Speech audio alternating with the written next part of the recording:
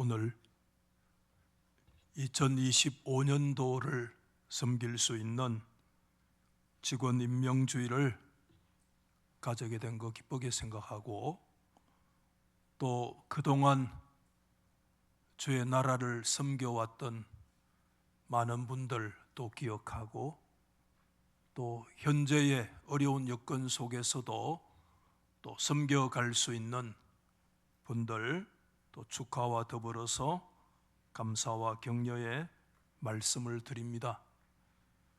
직원 임명주일에 말씀을 묵상하면서 그런 생각이 들었어요. 하나님께서 참 싫어하시는 말씀이 있겠다. 좀 달리 표현하면 반성경적인 그런 말씀이 있겠다, 그런 생각이 들었습니다. 그 말은 내 것을 가지고 내 마음대로 할 수 있는 거 아니냐?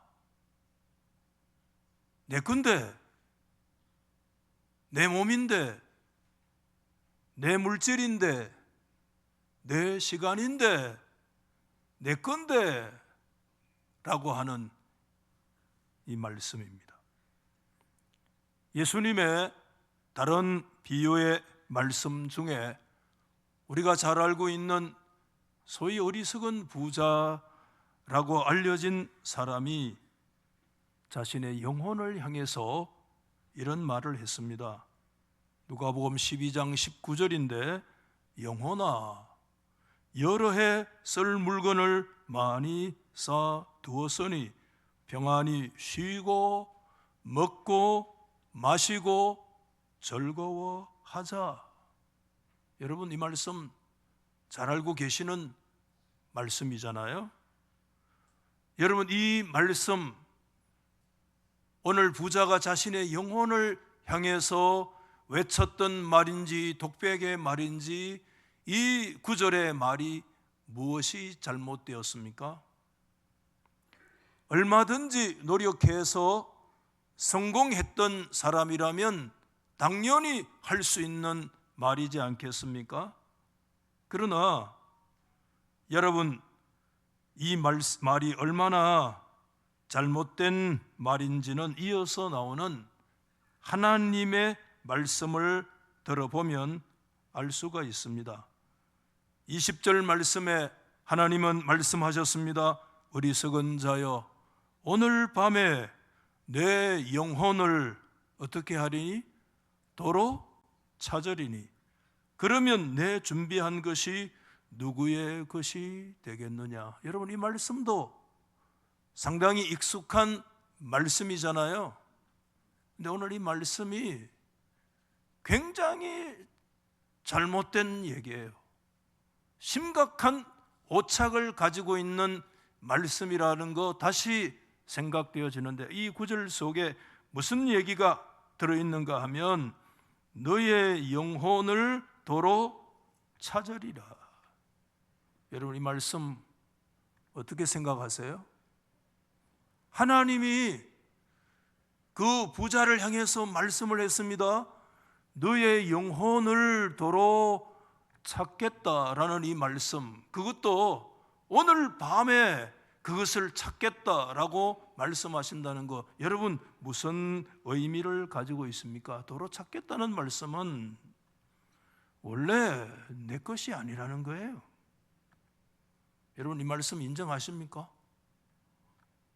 아무도 인정 안 되는 표정으로 앉아 계시는데, 저와 여러분의 영혼은 우리 존재의 기반이잖아요. 그렇죠? 우리의 존재의 기반인 우리의 영혼을 하나님이 도로 찾겠다라고 말씀하시는 것은 그 영혼이 저와 여러분의 것이 아니고 그것의 주인이 하나님이시라는 것입니다. 여러분, 인정하십니까? 오늘 밤에 도로 찾겠다고 말씀하시는 오늘이라는 시한은 그 모든 것들을 주관하시는 분이 누구냐 하면 하나님이시라고 하는 사실을 여러분이 인정하십니까? 소유 자체가 나에게 있는 것이 아니고 하나님께 있는 것이고 그것이 나에게 맡겨지고 나에게 주어진 시간도 내 마음대로 조절할 수 있는 것이 아니라 하나님이 그 모든 길이와 장단 모든 것들을 주관하고 계신다는 사실을 우리 가운데 엄중히 보여주시는 그런 말씀이지 않을 수가 없는 것입니다.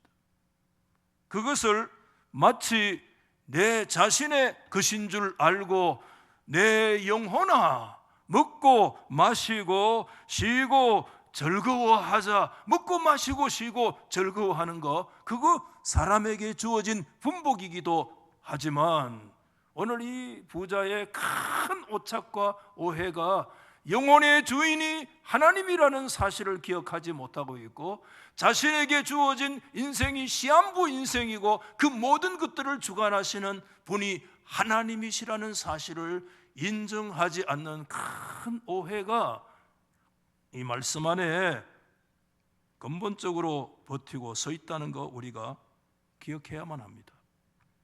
오늘 우리가 마태복음 20장에 그 흔히 말하는 포도원의 주인에 대한 말씀도 사실상 주인이 동일한 얘기를 해요. 오늘 15절 말씀에 보면 품꾼들을 향해서 얘기합니다. 내 것을 가지고 내 뜻대로 할 것이 아니냐 이렇게 얘기를 합니다. 비유의 대가인 학자들은 오늘 이 마태 20장 말씀의 제목을 흔히 뭐라고 다는가 하면 자비로운 고용주 이렇게 얘기를 해요. 자비로운 고용주. 여러분 이 제목에 여러분이 동의를 하십니까?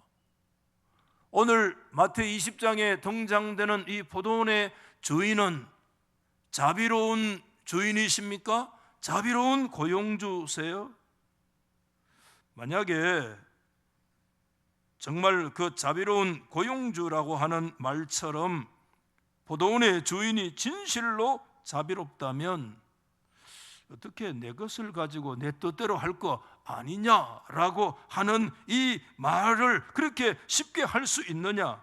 그런 말은 이른 아침이라고 얘기했으면 아마 두 번째 시간이 오전 9시라고 계산하면 3시간 당겨서 오전 6시쯤이라고 생각할 수가 있는데 그런 6시 오전부터 일이 시작되어서 파하는 시간까지 노동하면서도 한 데나리온을 받은 사람들이 받을 상처가 크다는 것을 전혀 고려하지 않는 말이기 때문에 그렇습니다.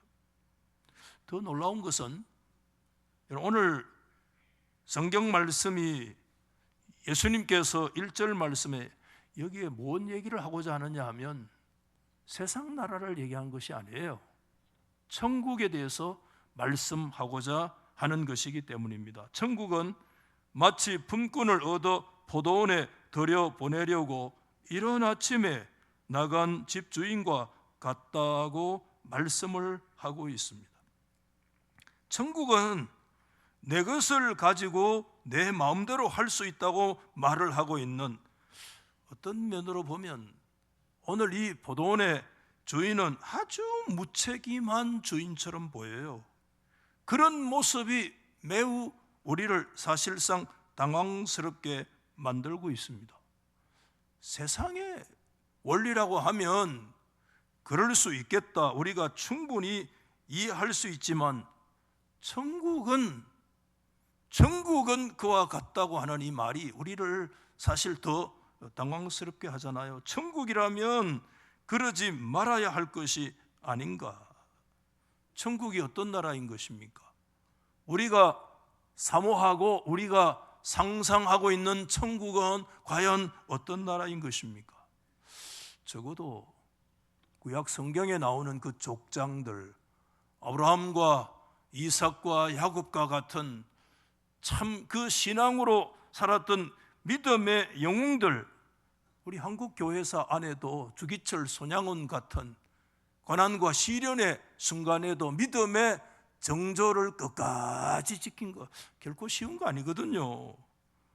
주님의 말씀 지키기 위해서 자신의 생명을 초계처럼 날려버렸던 그런 분들이 어울리는 그런 나라가 천국이지 않겠나 하는 생각을 우리가 생각해 볼 수 있는데, 평생 동안 강도짓하고 살인하고 예수님과 함께 십자가에 못 박혀서 죽어가는 그를 향해서 예수님이 뭐라고 말씀하시는가 하면, 오늘 네가 나와 함께 나군이 천국 아니에요?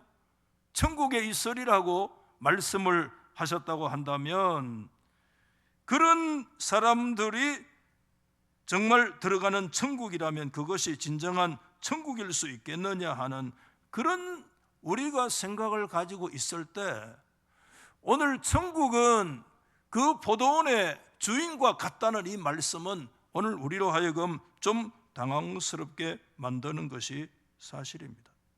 어쨌든 예수님께서 천국이 그와 같다고 말씀을 했는데, 그 포도원 주인은 도대체 어떤 성격의 사람인가?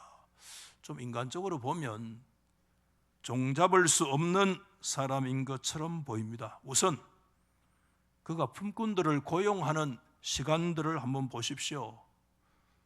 여러분이 품꾼을 고용할 때 이렇게 품꾼을 고용하는 사람이 우리 중에 한 사람이라도 있겠나? 한 사람이라도 있겠나? 아무도 이렇게 품꾼을 고용하는 사람이 없어요. 저희는 이런 아침은 아마 오전 6시쯤이라고 볼 거예요. 그리고 9시, 우리 시간으로 12시, 그리고 오후 3시, 더 나아가서 끝나는 오후 6시보다 1시간 남은 오후 5시에 계속해서 3시간 간격으로 5차례나 직접 자기가 시장터에 나가서 품꾼들을 불러 자신의 포도원으로 불러들이고 있는 그 모습을 우리에게 보여주잖아요. 9시 또 12시까지 워낙 일이 바쁘고 일손이 부족하면 오후 시간 반대가리라도 그렇게 할 수 있는 일꾼을 부를 수 있다는 거 충분히 이해가 될 수도 있어요. 그럴 수도 있어요. 그런데 여러분, 반대가리도 아니고 마지막 1시간을 남겨두어 오후 5시 무렵에 그 시장에 나가서 놀고 있는 품꾼들을 불러서 자신의 포도원으로 불러들이는, 그러면서 오후 5시에 고용된 사람이나 오후 아침 6시에 고용된 사람이나 구분 없이 동일하게 하루 종일 품삯인 한 데나리온을 주불한다라고 하는 이 두 번째 지침들을 보면 우리가 좀 여러 가지 생각이 되어져요. 그리고 임금을 지불할 때도 관례인 자기가 불러들인 고용 시간 순서대로 지불하지 아니하고 정반대로 분명히 청지기를 통해서 얘기를 하는데, 아침 6시부터 불름받은 사람에게 순서대로 품삯을 지불하면 좋은데 그렇게 하지 아니하고 성경에 보면 제일 마지막 시간에 부름받은 사람부터 품삯을 지불해라, 그런 원칙을 세우고 있는 것입니다. 여러분, 그럴 때 충분히 우리가 오늘 이 말씀에서 느낄 수 있는 것처럼, 여러분 오후 5시에 1시간 남겨두고 부름받은 사람들도 동일하게 한 데나리온을 받는다면 어떻게 되겠습니까? 여러분, 고용 순서대로 약속했던 한 데나리온씩 주어 보냈다면 뒤에 사람들이야 뭐 앞에 사람들 이미 하나씩 줘서 보냈으니까 2개를 주든 1개를 주든 별 문제가 없었을 건데, 굉장히 주인은 의도적으로 제일 나중에 고용된 사람들부터 임금을 지불해서 처음 아침 6시에 부름받은 사람들이 그 광경을 생생하게 목도할 수 있도록 하나님이 오늘 이 말씀이 그렇게 의도되어졌다고 하는 거예요. 1시간 일한 사람에게 한 데나리온을 지불을 했다면 아침 6시에 부름받아서 저녁 6시에 끝난다면 그 사람 일하는 시간 몇 시간입니까? 12시간. 12대 1이에요. 1시간 일한 사람에게 제일 먼저 하루 품삯인 한 데나리오를 줬는데, 그렇다면 제일 마지막에 품삯을 기다리고 있는 12시간 일한 사람에게는 여러분 어떤 생각이 들겠습니까? 여러분 같으면 어떤 생각이 들어요? 당연히 1시간 일하고도 한 데나리오를 줬다면, 나 12시간 일했는데 뭔가 플러스 알파가 있지 않을까? 플러스 알파라는 거 있잖아요, 여러분들. 그런 거 기대하지 않았겠습니까? 여러분, 당대의 임금 계산법도 뭐 지금과 상식 사원에서 별로 다르지 않고 무노동 무임금이고 유노동 유임금이잖아요. 임금이 노동 시간에 비례한다는 거 통상적인 임금 계산법인데, 오늘 마태복음 20장 이 말씀은 그런 통상적 임금 계산법의 방식을 전혀 따르지 않는다는 거예요. 1시간 일한 사람에게 한 데나리오를 주고 12시간 일한 사람에게 실컷 그것을 바라보고 김치 국물만 시컷 마시게 넣고 그 사람에게 제일 마지막에 뭘 줬어요? 한 데나리온을 더 안겨 주었을 때 여러분 얼마나 큰 실망이 거기에 나타나겠습니까?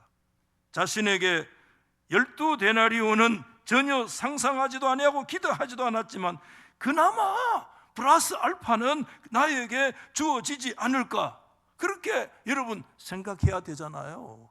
내가 그래도 한 데나리온이라면 1시간이란 사람은 차라리 12분의 1을 주든지, 그에게 한 데나리온을 줬다면 내가 한 데나리온을 받는 것은 12시간 일한 사람, 1시간 일하는 사람의 자체 이 자스티스, 하나님의 이 정의가 온전히 여기에 이루어지고 있는가에 대한 얘기는 충분히 제기할 수 있는 문제라는 거죠.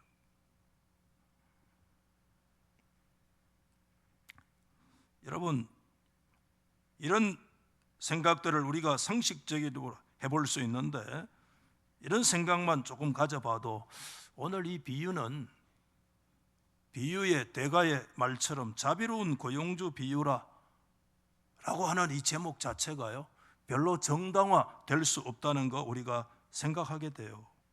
1시간 노동하고 한 데나리온을 받은 사람에게 그 주인은 선한 주인일 수 있지만, 여러분 12시간 일하고도 1시간 일한 사람과 동일한 임금을 받은 사람에게도 과연 선한 주인이었을까라고 하는,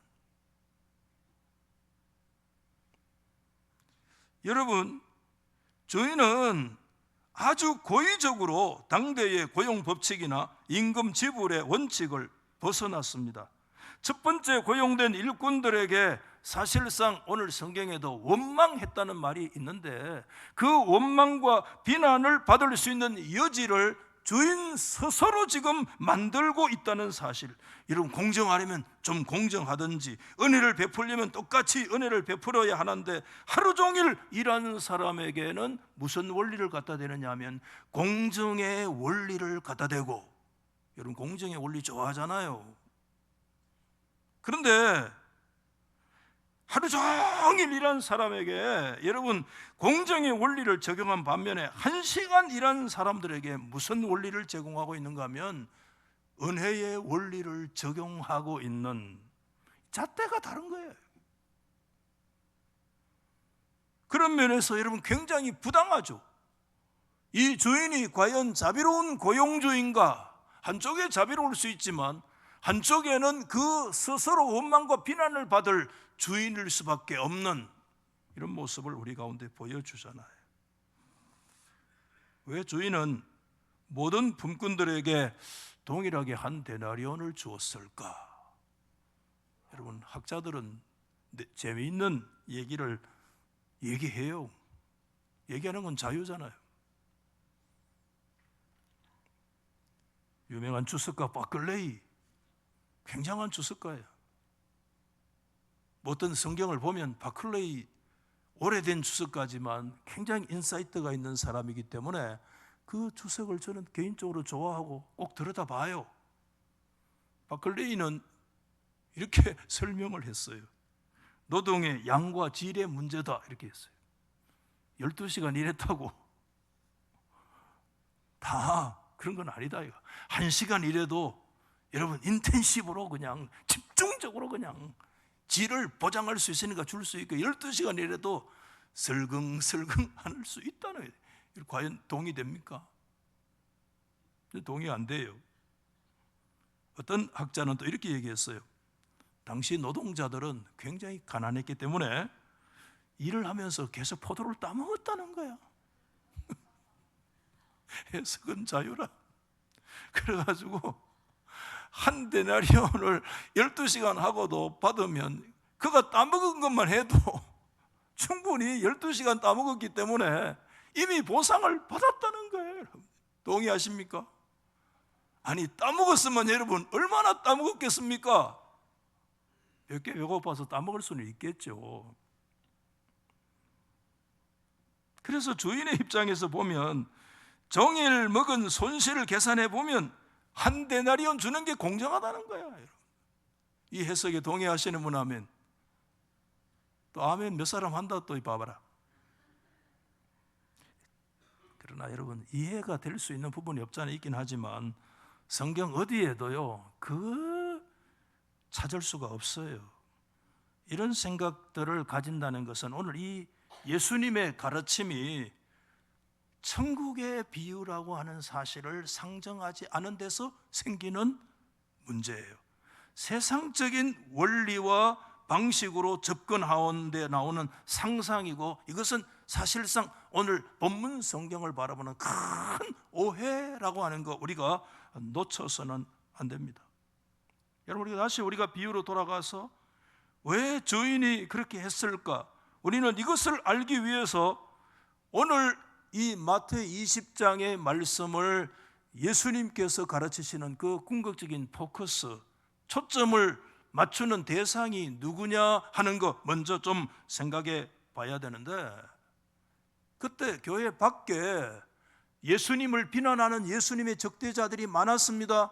오늘 말씀이 교회 밖에 예수님의 적대자들을 향하여 포커스를 두고 있는가? 아니면 교회 안에 있는 예수님의 제자들을 포커스로 두고 하시는 말씀인가? 여러분 어떻게 생각하세요? 저는 오늘 이 말씀의 전후 문맥을 살펴보면 마태 20장의 말씀은 교회 밖의 말씀이 아니라 심지어 교회 안에 예수님의 발 앞에서 예수님의 가르침과 말씀을 받고 있는 부름받은 예수님의 제자들을 향해서 주시는 말씀이라는 거예요. 저 교회 밖에 있는 사람들이 아니고 오늘 주일이면 주의 말씀들을 믿고 받는 우리 성도들을 향해서 주시는 주님의 말씀이라는 거예요. 왜 그런가 하면 이미 마태 앞장 19장 여러분 27절 말씀에서 예수님의 제자 베드로가 예수님께 이런 질문을 했습니다. 보십시오. 우리가 모든 것을 버리고 주를 쫓아싸우니 그런즉 우리가 무엇을 얻으리까? 여러분이 굉장히 베드로의 질문은 매우 중요한 질문입니다. 이 질문에 대한 예수님의 답변이 마태 20장의 말씀이라고 해도 과언이 아닌 것입니다. 베드로가 뭐라고 다시 얘기합니까? 내가 주님을 따를 때, 주님이 나를 부르실 때 내 가지고 있는 모든 것들을 버리고 주님을 쫓았는데 그러면 거기에 대한 보상이 무엇입니까? 뭘 우리에게 주실 수 있습니까? 어떤 보상을 내가 받을 수 있습니까? 이 보상주의, 공로주의 말씀하고 있는 거예요. 주님을 위해서 모든 것을 내가 다 버렸다는 이 베드로의 말은 아침 6시부터 저녁 6시까지 12시간 일했습니다. 우리는 저 사람들과 좀 다르지 않습니까? 특별하지 않습니까? 라고 주인을 비난하고 오늘 성경 말씀 있는 용어대로 주인을 향해서 원망하고 있는 그 품꾼들의 말은 베드로의 말과 논리상 같은 것입니다. 내가 주님을 위해서 버렸는데 뭘 받을까요? 내가 12시간 일했는데 1시간 일한 사람들하고 다른 어떤 보상이 나에게 주어져 있습니까? 라고 말을 하고 있는 그 논리대로라면 반드시 일어날 수밖에 없는 거 뭐냐면 비난과 원망의 역사가 일어날 수밖에 없는 그 비난과 원망을 지금 자초하고 있는 그 주인의 모습을 우리 가운데 보여주고 있잖아요.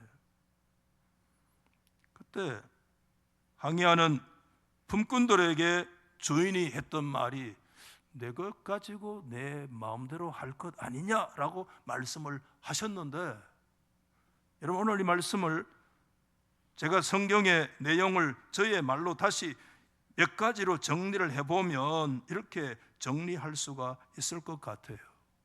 좀 길기는 하지만 우리 하나씩 한번 읽어보시기 바랍니다. 첫째, 시작.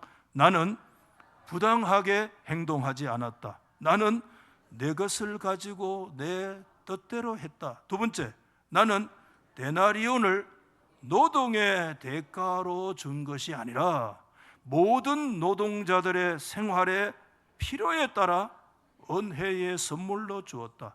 나는 세상적인 계산법, 공로주의의 원칙에 따라 준 것이 아니라 내가 정한 새로운 기준, 곧 뭐지요? 은혜의 기준과 원칙에 따라 주었다. 너희들이 불평한 것은 나의 행동을 내가 의도한 은혜의 원리의 관점에서 보지 못하고 뭐죠? 너희 자신들의 공로주의 관점에서 보았기 때문이다. 이런 말씀이 이해되십니까? 포도원 주인이 볼 때 이 원망하는 품꾼들은 자신들에게 포도원의 부름을 받아 일을 할 수 있는 기회를 얻은 것 자체가 주인의 은혜로운 배려라고 하는 사실을 알지 못한 것에 대해서 지적하고 있는 거예요. 오히려 자신들이 포도원에 불려갈 수 있는 당연한 뭐를 갖추었다고 얘기합니까? 자격을 갖추었다고 얘기를 하고 있는 것입니다. 그들은 소명을 소명으로 받아들이지 않고 은혜를 은혜로 받아들이지 아니하고 오히려 세상의 공로주의적인 관점에서 바라보고 있습니다. 여러분, 예수님의 제자들은 예수님을 지금 따르면서도 여전히 버리지 못하고 있는 것이 뭐냐 하면 그게 유대교적 관점입니다. 그것은 소위 공로주의, 보상주의의 관점을 그들이 끝까지 포기하지 못하고 있는 거예요. 3년 동안 주님을 따라다녔고 주님 위해서 이런 것도 굉장히 많고 주님 위해서 모든 것을 내어버렸는데 내가 주님이 나에게 뭘 이렇게 주실 수 있겠습니까? 라고 하는, 나는 당연히 주님 앞에 받을 만한 그런 자격을 나는 갖추고 있는 자입니다 라고.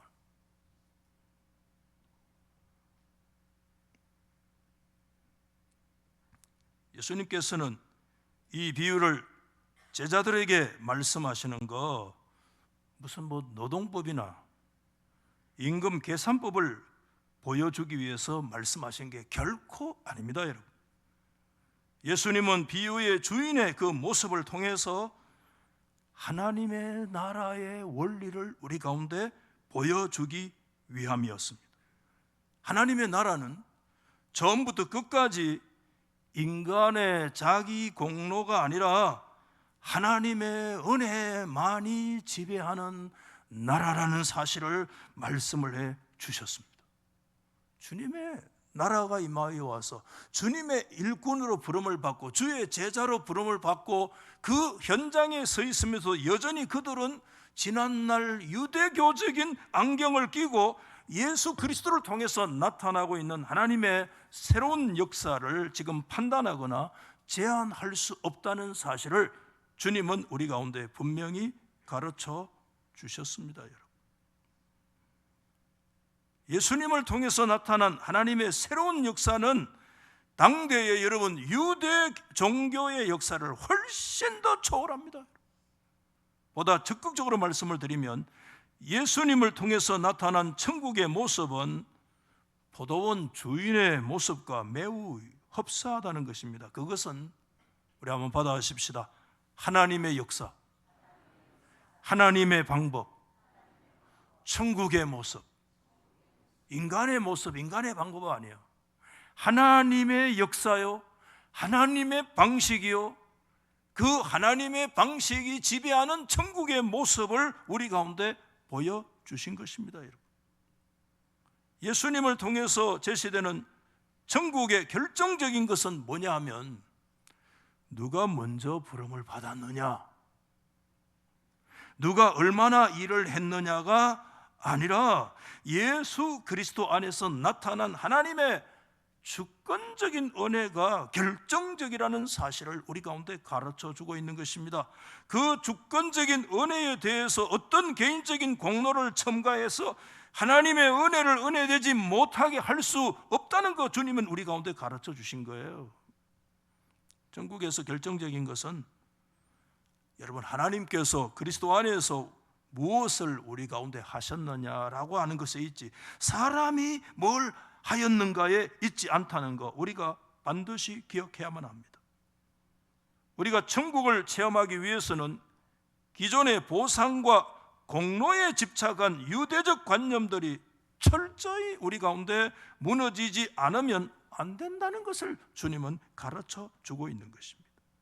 자기식의 신앙적인 열심, 아집, 계산과 평가의 노예가 되어서 하나님의 사랑과 은혜와 자유를 보지 못하게 하는 그런 요소들이 하나님 앞에서 산산이 무너지지 않으면 하나님의 나라를 체험할 수도 없고, 그 나라가 그 사람과 그 인생 속에 경험될 수 없다는 사실을 주님은 오늘 이 가르침을 통해서 우리 가운데 주시고 있습니다. 오늘 저와 여러분에게 이런 불평이 없습니까? 우리는 결코 예외입니까?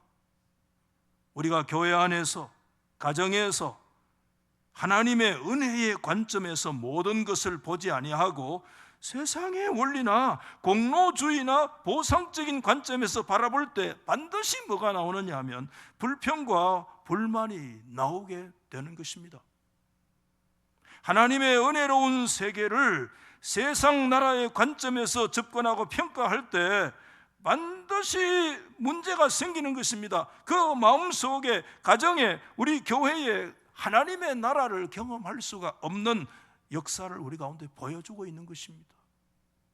저는 달서교회에서 직원 선출을 위한 공동회를 아마 한 8번 이상, 7, 8번 이상 했는 것 같아요. 다 기억을 못 하겠어요. 많이 했어요, 사실은.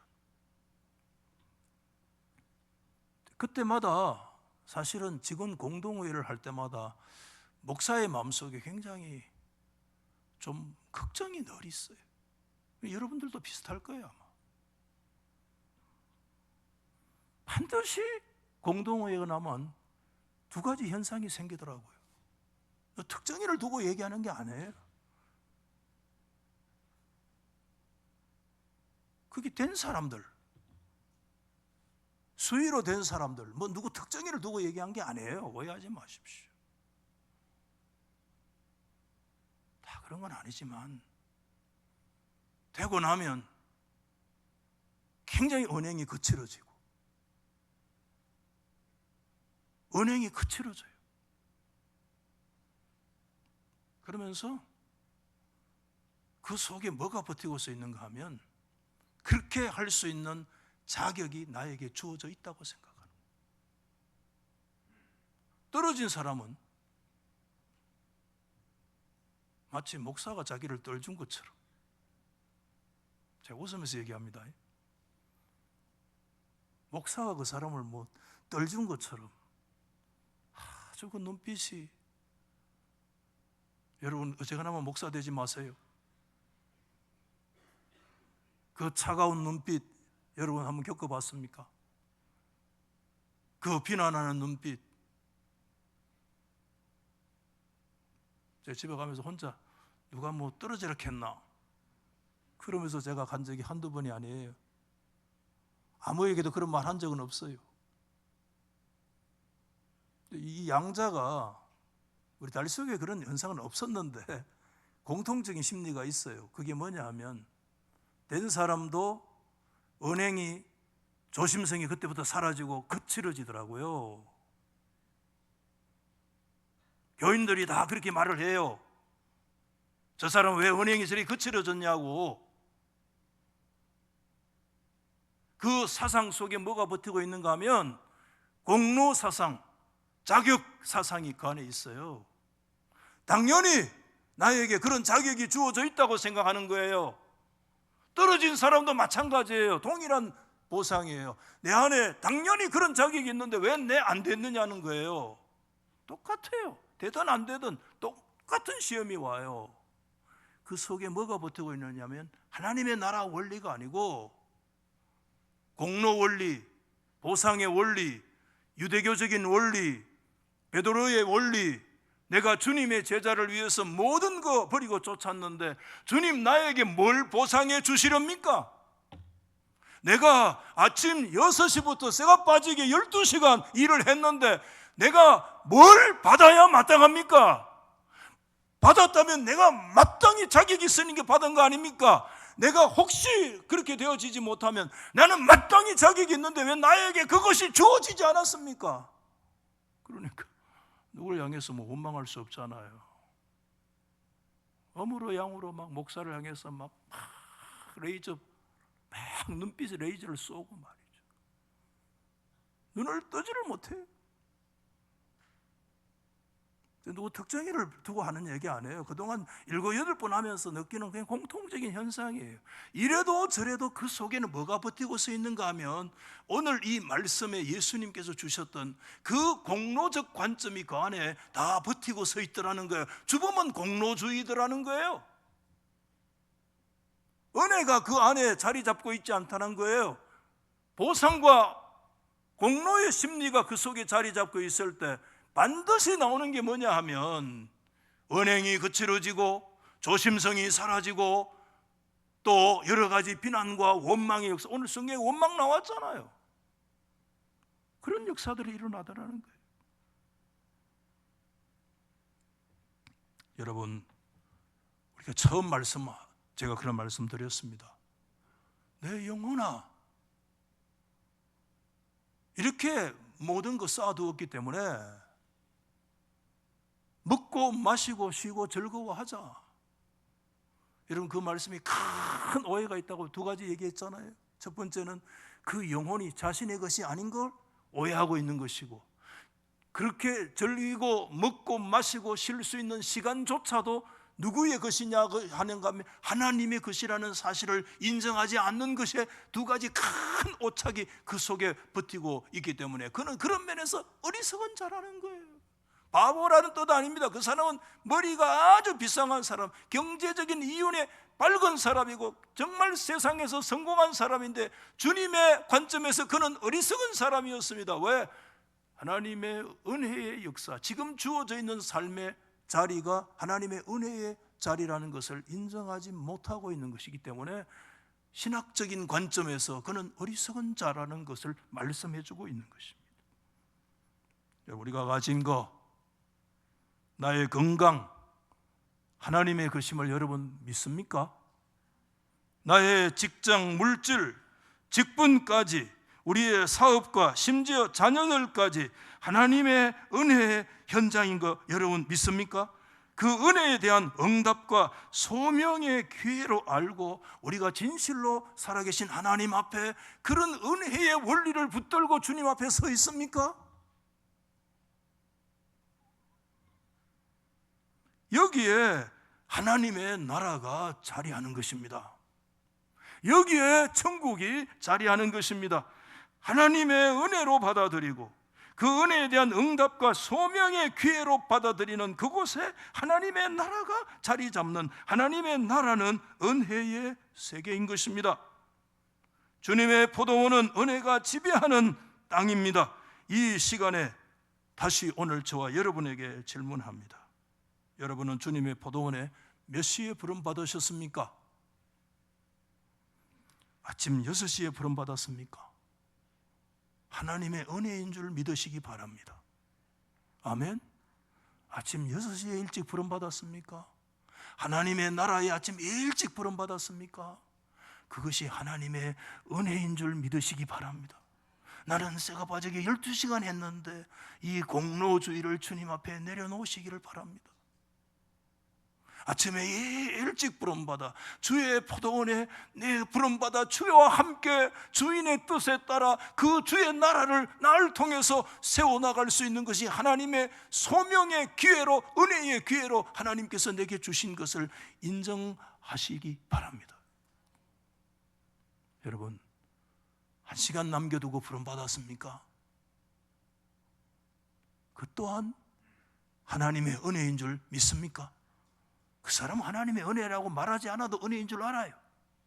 문제는 12시간 일한 사람이 문제지 1시간 일한 사람의 문제가 아닙니다. 오늘 이 성경은.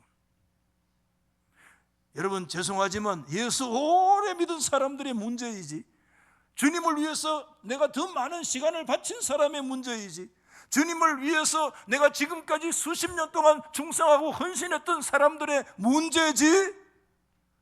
어제 아래 부름받아가지고 이게 하나님의 은혜인지 놀라운 하나님의 축복 속에 있는 사람은 말하지 않아도 고백 터져 나와요. 아침에 이런 일찍 시간에 부름을 받았어. 그 사람들의 입에는 반드시 뭐가 나냐? 주인을 원망하여 이르되. 주인은 원망을 받을 주인이 아닙니다.